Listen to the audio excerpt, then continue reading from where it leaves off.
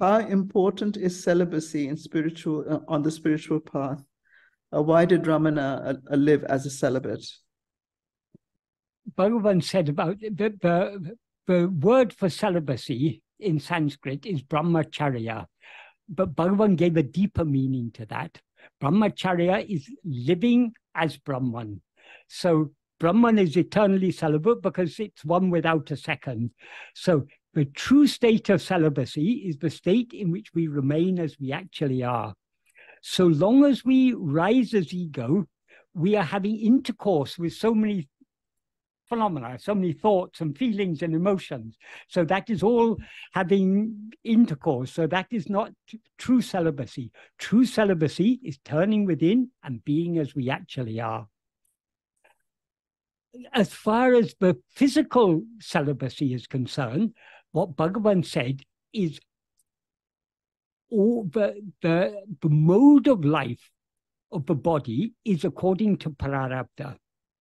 If it's our prarabdha to be a sannyasi, we cannot but be, I mean, if it's our prarabdha to outwardly live the life of a sannyasi, that is the life we will live.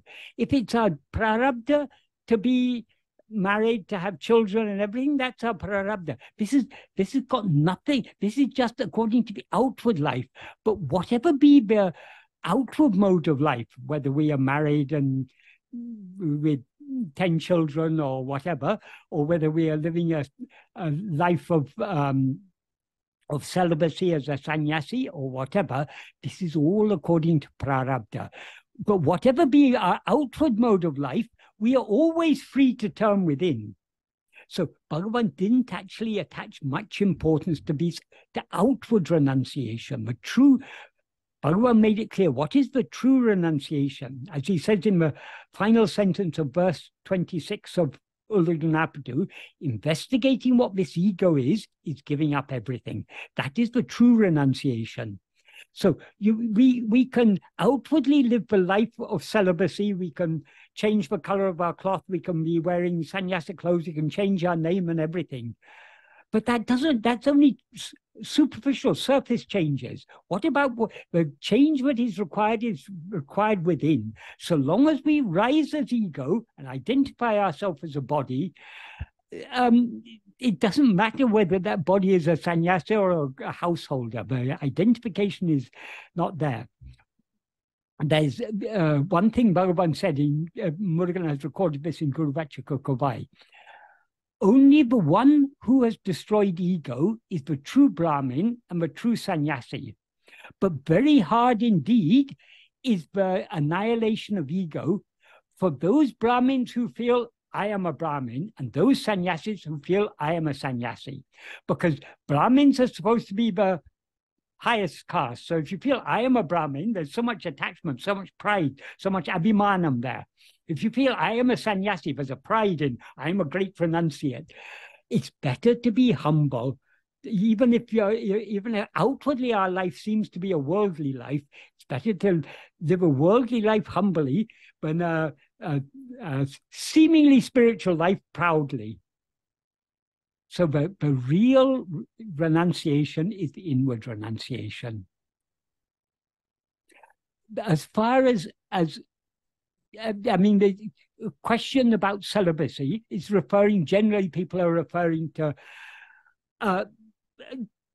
sex. Sex in itself is not a problem. It's a biological function after all. The problem with sex is we generally, because we identify ourselves as a body, most of us have very strong sexual desire. It's because so long as we identify ourselves as a body, it's the nature of the body. This body is a biological organism, and it's the nature of this biological organism. These biological organisms reproduce by sexual means. So this sexual desire is almost hardwired into us. So long as we identify ourselves as the body, for some people it may be stronger, some people not so strong, but we all, to a greater or lesser extent, have experienced sexual desire, or we have the potential for experiencing sexual desire. we cannot get rid of this except by eradicating ego, the false awareness, I am this body. So Bhagavan is always going to the root of the problem. Bhagavan is not concerned with our actions. He's concerned with us. What Bhagavan asks us to do is not to do this or do that, or don't do this or don't do that. What he asks us to do is to turn our attention within to see what we actually are. So Bhagavan's teachings are about being, not about doing. So, of course, because the sexual desire is a very strong desire, it can be an obstacle on the path, because sexual desire takes our mind outwards. So long as we allow ourselves to be swayed by that desire, our mind will be going outwards, thinking of things other than ourselves. So in that sense, it's an obstacle. It's not the act of sex that is an obstacle. It's the desire for that is an obstacle. And that desire is there only when we allow our mind to dwell on that. If we turn, to whom is this desire?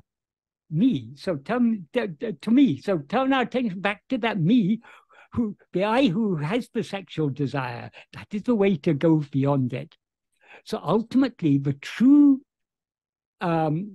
celibacy is the state in which we turn our attention within, subside back into our source, and thereby remain as Brahman. That's why Bhagavan said, being as Brahman alone is the true brahmacharya.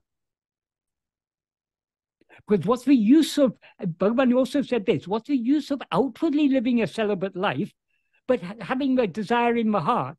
So long as the desire is in the heart, we haven't, the